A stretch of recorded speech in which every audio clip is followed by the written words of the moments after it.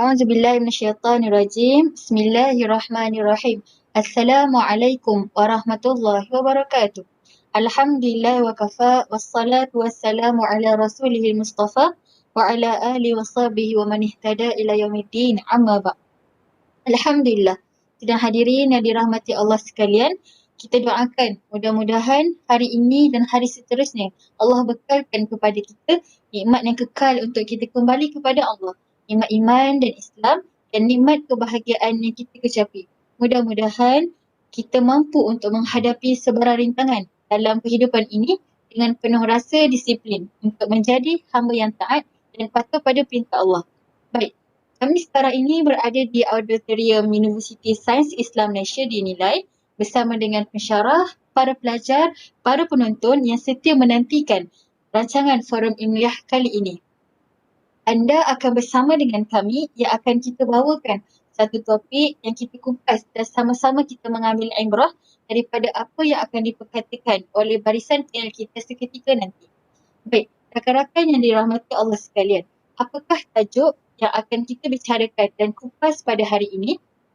Sebelum itu, izinkan saya menerangkan secara ringkas satu ilmu yang berkait rapat dengan topik perbincangan kita pada hari ini. Ilmu yang membincangkan kritikan dan pujian ke atas seseorang perawi iaitu ilmu al-jarh wa ta'dil yang merupakan disiplin dalam ilmu kajian sanad. Kelayakan agama dan kemampuan ingatan seseorang perawi dikritik dan diadili sebelum riwayat hadis tersebut diterima. Dalam mengkritik pula, terdapat kaedah yang disusun oleh ulama hadis yang dibina daripada kekurangan pada sifat adil ataupun kekurangan pada daya ingatan. Namun begitu, ada segelintir daripada mereka yang tidak memahami disiplin ilmu ini atau memahaminya dengan cara yang salah dan sering menganggap perbuatan mengkritik perawi sebagai sebahagian perbuatan mengumpat yang ditegak agama. Justeru, keadaan ini perlu dilihat dalam skop yang lebih besar jika ianya ingin diselesaikan. Sesuai dengan tajuk forum kita pada kali ini, adakah mentajih perawi merupakan umpatan yang diharamkan? Persoalan inilah yang kita perlu rumpaikan bersama-sama dengan ahli panel yang telah kita jemput khas pada hari ini. Sebelum mengupas tajuk ini dengan lebih mendalam, terlebih dahulu, mari kita berkenalan dengan 4 orang ahli panel yang sudah tidak asing lagi dalam bidang Al-Quran dan As-Sunnah. Baik, ahli panel pertama kita yang cukup terkenal di musim nilai ini, ahlan wa sahlan kepada Profesor Madya Dr. Siti Nur Murshidah binti Muhammad Ghazali yang merupakan pensyarah pengajar Al-Quran dan As-Sunnah musim nilai. Assalamualaikum Prof, apa khabar? Waalaikumsalam warahmatullahi wabarakatuh. Alhamdulillah, khabar baik. Alhamdulillah. Okay. Seterusnya, ahli panel kedua, Ayu Bertudung Biru, Ustazah Nurul Adilah binti Ismail. Beliau merupakan seorang penceramah bebas dan merupakan salah seorang selebriti TV yang terkenal dalam menyampaikan dakwah kepada masyarakat. Assalamualaikum Ustazah. Waalaikumsalam warahmatullahi wabarakatuh. Selamat datang Ustazah. Terima kasih. Sama. Kita juga ada ahli panel yang ketiga iaitu nampak pemalu tapi bijak berkata-kata. Profesor Madya Dr. Asila binti Rosli, pensyarah pengajian Syariah Universiti Sultan Azlan Shah Perak. Assalamualaikum Prof. Ahlan wa sahlan juga buat Prof. Waalaikumsalam. Terima kasih kepada moderator majlis. Sama-sama. Baik. Ahli panel kita yang terakhir iaitu panel yang keempat yang kita bawakan khas kepada anda semua yang dirahmati Allah. Yang berbahagia Ustazah Hajah Nur Kamalia binti Zuki, penolong pengarah di unit Indas Al-Quran dan Sunnah, Jabatan Kemajuan Islam Malaysia JAKIM. Assalamualaikum Ustazah, selamat datang. Waalaikumsalam. Cikgu Mursi macam mana? Sihat? Sihat, Alhamdulillah. Ustazah, apa khabar? Sihat Ustazah? Alhamdulillah. Alhamdulillah, baik. Okey. Sebelum kita pergi dengan lebih jauh, saya ingin meminta Prof untuk mengkongsikan dahulu perbezaan bagi istilah al-jarh dan ghibah. Mungkin ramai di antara kita yang pertama kali dengar istilah ini. Jadi, apakah yang dimaksudkan dengan istilah tersebut? Silakan Prof. Terima kasih saudari moderator. Bismillahirrahmanirrahim. Assalamualaikum warahmatullahi taala wabarakatuh. Dan salam sejahtera kepada sidang hadirin yang dihormati. Okay, di pagi yang indah dan nyaman ini, sukalah saya untuk menjawab pertanyaan yang telah diajukan oleh moderator kepada saya, iaitu apakah definisi ghibah dan jarhu dari segi bahasa dan syarak atau istilahnya. Okey, baiklah. Kita pergi kepada definisi ghibah dahulu. Okay, apa itu ghibah? Okay. Ghibah dari segi bahasa ialah, berkata Ibnu Manzur, bahawa ghibah adalah mengata atau menceritakan atau mengumpat keburukan seseorang pada masa ketiadaannya atau boleh menimbulkan kesedihan dan rasa marah apabila mendengarnya. Okey, ghibah dari segi syaraknya pula, dari Abu Hurairah bahawa Rasulullah sallallahu alaihi wasallam pernah bertanya, tahukah kamu apa itu ghibah? Para sahabat menjawab, Allah dan Rasulnya lebih mengetahui. Kemudian Rasulullah sallallahu alaihi wasallam bersabda, ghibah adalah kamu membicarakan saudaramu mengenai sesuatu yang tidak ia sukai. Seseorang bertanya, ya Rasulullah, bagaimanakah menurut engkau apabila apa yang saya bicarakan itu memang sesuai dengan apa yang saya ucapkan? Rasulullah sallallahu alaihi wasallam bersabda, apabila benar apa yang kamu bicarakan itu padanya, maka bererti kamu telah memerluinya, yakni mengajinya lah. Dan apabila kamu bicarakan itu tidak ada padanya, maka bererti kamu telah membuat-buat kebohongan terhadapnya. Okay, itu ghibah. Okay, apa pula jarhu? Definisi jarhu dari segi bahasa dan istilah. Jarhu ialah maksudnya mencela atau mengkritik. Dari segi istilah pula, jarhu ialah pencelaan terhadap keadilan perawi atau kemampuan ingatannya atau kedua-duanya yang menyebabkan ditolak riwayat hadisnya. Jadi itulah definisi ghibah dan jarhu. Okey, saya serahkan kepada moderator. Terima kasih kepada Prof atas lontaran definisi yang utuh lagi berisi bentar tadi. Baik, kita dengarkan pula pendapat Ustazah Nurul Adilah. Apakah tujuan seseorang itu mengumpat dan mentajrik perawi? Dipersilakan. Okay, terima kasih kepada saudari moderator majlis di atas soalan yang diajukan. Okay, bismillahirrahmanirrahim. Okay, soalan yang ditujukan kepada saya adalah apakah tujuan seseorang itu mengumpat dan tujuan seseorang itu mentajrihkan perawi. Okay, yang pertama saya akan menjelaskan tujuan seseorang itu mengumpat. Okay, mengumpat adalah sesuatu perkara yang dilakukan bagi memburukkan, menyakitkan, mengusik dan mencela kehormatan seseorang individu secara disembunyikan. Okey, perbuatan ini adalah perbuatan adalah sesuatu perbuatan bermaksiat kepada Allah. Si pengumpat akan menanggung dosa serta satu perbuatan yang ditentang di dalam agama. Sebagaimana firman Allah Subhanahu Wa Taala di dalam surah Al-Hujurat ayat ke-12 yang membawa maksud dan janganlah sebahagian kamu yang mengumpat sebahagian yang lain. Adakah seseorang dari kamu yang suka memakan daging saudaranya yang sudah mati? Tentu kamu merasa jijik. Okey, berdasarkan dalil ayat di atas ini menjelaskan kepada kita bahawa perbuatan mengumpat ini adalah satu perbuatan yang ditentang dan dilarang di dalam agama Islam. Okay, seterusnya, tujuan mentajrihkan perawi. Kenapa perlunya kita mentajrihkan perawi? Ini adalah mentajrihkan perawi ini adalah satu tujuan untuk kita menghukumkan ke atas perawi itu sama ada periwayatannya diterima ataupun ditolak. Perkara ini penting di dalam ilmu periwayatan hadis dan satu perlindungan ke atas ajaran Islam, agama Islam serta nas-nas Islam untuk melindungi nas-nas Islam daripada diceroboh oleh orang lain. Okay, oleh itu saya dapat simpulkan bahawa perbuatan mengumpat dan mentajrihkan perawi ini merupakan dua perbuatan berbeza dari segi tujuannya. Wallahu a'lam, saya serahkan kepada saudari moderator majlis. Terima kasih pada panel kedua atas pandangan yang amat bernas sebentar tadi.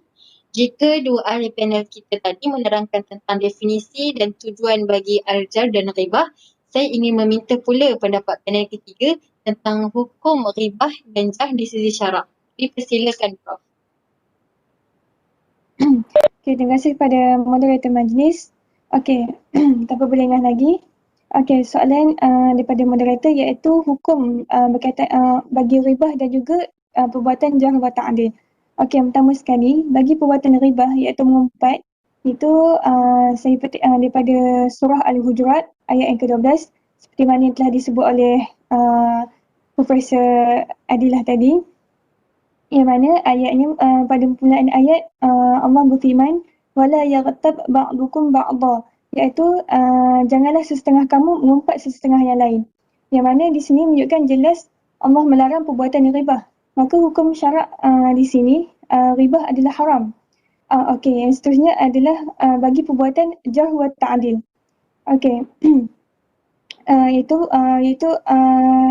berdasarkan firman Allah dalam surah At-Taubah ayat ke-122 iaitu hendaklah keluar sebahagian saja dari tiap-tiap puak di antara mereka supaya orang-orang yang tinggal itu mempelajari secara mendalam ilmu yang dituntut di dalam agama dan supaya mereka dapat mengajar kaumnya yang keluar berjuang apabila mereka kembali. Okey, mudah-mudahan mereka dapat berjaga-jaga, yakni daripada melakukan larangan Allah. Okey, daripada ayat ini menunjukkan bahawa hukum syarak bagi perbuatan menjarah iaitu mengkritik para perawi dan juga menta'dil para perawi ini adalah dibenarkan oleh syarak iaitu merupakan fardu kifayah. Yang mana jika dilakukan oleh sebahagian umat Islam maka umat Islam yang lain tidak berdosa. Yang mana jika kita lihat kerana jika tak ada siapa pun yang bertanggungjawab untuk menapis para perawi ini, maka manusia akan meriwayatkan daripada siapa yang mereka nak dan juga menyandarkan kepada Nabi sesuka hati mereka. Maka di sini akan jadi fitnah besar dalam agama yang menyebabkan semua umat Islam akan jadi berdosa. Maka di sini perbuatan menjarah dan ta'dil ini adalah dibenarkan oleh syarak. Okey, itu saja dari saya. Assalamualaikum warahmatullahi. Terima kasih kepada Profesor Madya Dr. Asilah atas penerangan yang begitu hebat tadi. Baik, begitu hebat kata-kata dan pendapat yang diutarakan oleh panel kita sebentar tadi. Sebarang pertanyaan boleh hubungi nombor tertera di sini ya. Baik.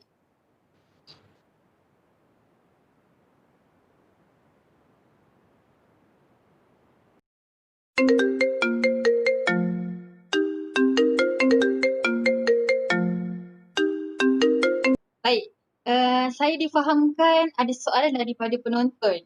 Boleh saya tahu siapa di sana? Assalamualaikum warahmatullahi wabarakatuh.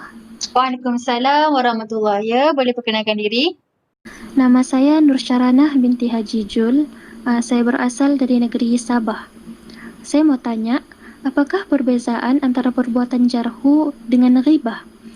Kerana kita tahu apabila kita melakukan kedua-dua perkara ini, kita akan dapat melukakan hati orang tersebut jika orang itu mendengarinya.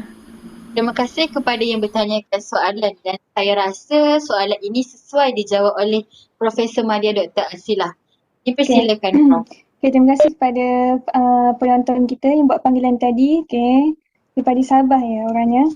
Okay, soalannya, soalan tadi penonton kita yang mana dia mengatakan bahawa apakah perbezaan antara perbuatan ribah dan juga jarah ni, sebab kedua perbuatan ni ada perbuatan yang mana kita menyebut tentang seseorang yang kalau orang tu dengar pasti buat dia terluka atau sedih lah.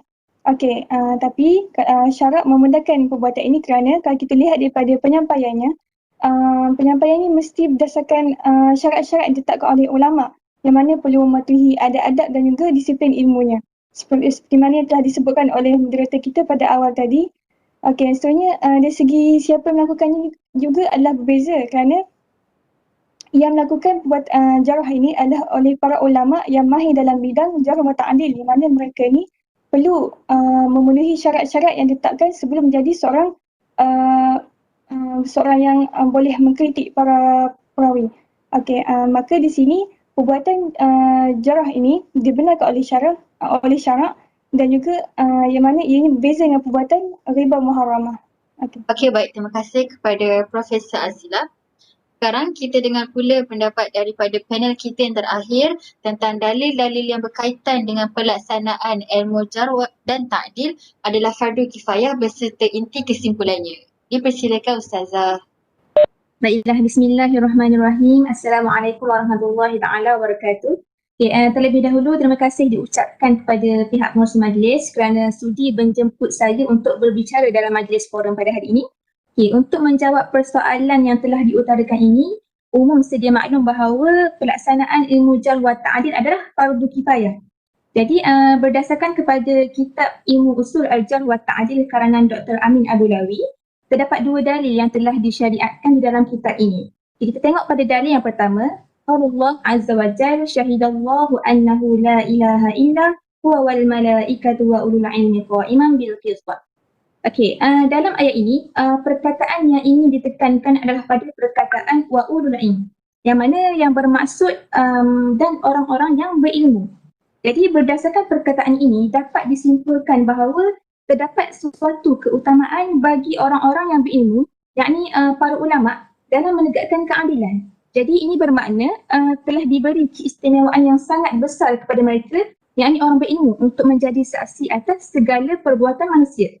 Jadi pengangkatan saksi daripada kalangan orang-orang berilmu ini mengandungi mengandungi tazkiyah yang merujuk pada bersih daripada sifat keji dan kezaliman dalam diri. Okay, jadi mereka ini juga bersifat ta'adil yang bermaksud adil lah. Dan mereka ini juga adalah merupakan orang-orang yang dipercayai. Jadi perkara ini dikuatkan lagi melalui firman Allah Azza wa Jal, A'udzubillahi minasyaitonirrajim, litakunu syuhada 'alan nas, yang bermaksud agar kamu menjadi saksi atas perbuatan manusia. Jadi itu adalah untuk dalil yang pertama. Jadi dalil yang kedua yang telah dinyatakan dalam kitab karangan Dr. Amin Abulawi ini, A'udzubillahi minasyaitonirrajim, ya ayyuhalladzina amanu in ja'akum fasiqun binaba'in fatabayyanu an tusibu qauman bijahalatin fatusbihu 'ala ma fa'altum nadimin. Okay, jadi dalam ayat ini perkataan yang ingin ditekankan adalah pada perkataan fatabayyanu, yang bermaksud maka telitilah kebenarannya. Jadi beberapa riwayat daripada para mufassir menyebutkan bahawa turunnya surah Al-Hujurat ayat 6 ini adalah kerana pada zaman Rasulullah terdapat seorang lelaki yang bernama Al-Walid bin Uqbah bin Abi Mu'izz, yang mana dia ini diutuskan oleh Rasulullah untuk mengumpulkan zakat daripada Bani Al-Mustaliq. Okay, jadi setelah lelaki ini diutuskan, dia malah pulang kembali dengan tangan yang kosong. Jadi di samping itu dia juga mengatakan kepada Rasulullah tentang hal yang tidak benar. Jadi maka di sinilah Rasulullah mengesahkan kembali berita itu dengan menggunakan kaedah tabayyun. Okay. Jadi berpandukan kisah ini dapat disimpulkan bahawa jika datang kepada kita seorang lelaki ataupun wanita yang fasik, yang mana dia ini tidak boleh dipercayai dengan apa sahaja yang dikhabarkan olehnya, maka hendaklah kita ini menyemak kembali akan kesahihan berita itu. Jadi perkara ini adalah supaya kita ini tidaklah mengenakan sebarang hukuman ataupun musibah kepada satu-satu kaum, sedangkan kita ni sebenarnya jahil tentang sesuatu hakikat itu. Okay? Jadi perlulah kita untuk semak dan tashih dahulu maklumat yang datang pada kita. Jadi itulah yang dimaksudkan dengan perkataan fatabayyan. Jadi itulah sahaja antara dalil yang telah dinyatakan dalam kitab Ilmu Usul Al-Jarh wa Ta'dil karangan Dr. Amin Abu Lawi. Jadi sekian daripada saya. Wallahu alam. Saya serahkan majlis kepada Cik Pengerusi kita. Baik, terima kasih Ustazah atas penerangan itu tadi dan ribuan terima kasih saya ucapkan kepada keempat-empat ahli panel di atas kesudian berkongsi pandangan masing-masing. Moga-moga perkongsian kita pada hari ini menambahkan lagi kefahaman tentang ilmu al-jarh wa ta'dil. Kesimpulannya, perbuatan ghibah tidak dibenarkan dalam syarak, manakala perbuatan mentajrih dan menta'dil perawi dibenarkan dalam syarak. Sekian sahaja untuk hari ini. Terkasar bahasa, tersilap bicara, mohon dimaafkan. Sesungguhnya yang baik itu datang daripada Allah dan apa yang kurang itu datangnya daripada kehilafan diri kami sendiri. Wallahu a'lam. Saya akhiri forum ilmiah pada hari ini dengan lafaz yang mulia. Wabillahi taufiq wa hidayah. Wassalamualaikum warahmatullahi wabarakatuh. ليك أنا ملكي ليك تعال قرب ضمني لي محتاجة ليك